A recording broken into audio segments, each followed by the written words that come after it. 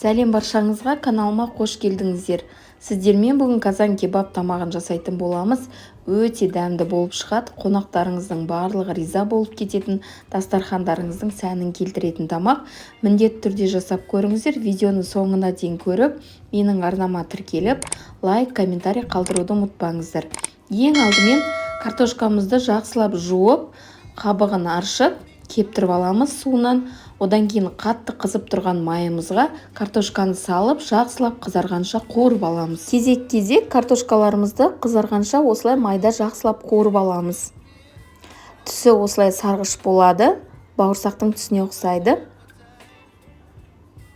Одан кейін қазанымызға майымызды құйып, етімізді салып, жақсылап қуырып аламыз. Сіздер үлкенірек қып кесіп, үлкен етті қоссаңыздар да болады. Кесек-кесек қып салып, мен бұл жерде жеуге ыңғайлы болу үшін кішкене майдалап турадым.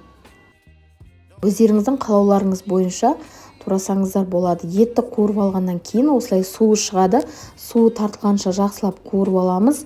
Сосын пиязымызды, сәбізімізді салып, екеуін қызарғанша қуырып аламыз. Осы кезде тұз бұрышын салып алыңыздар.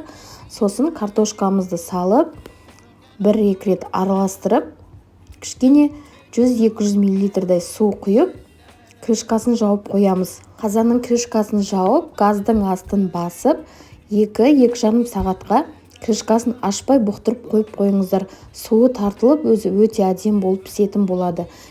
Тұзды жылы суымызға тесто илеп, оны жұқа қып жайып, осындай розочкалар жасадым. Ішіне өздеріңіздің қалауларыңыз бойынша сәбізді, пияз, немесе көк пиязды қосып, жусайды қосып жасасаңыздар болады. Мен бұл жерде жусайды пайдаландым.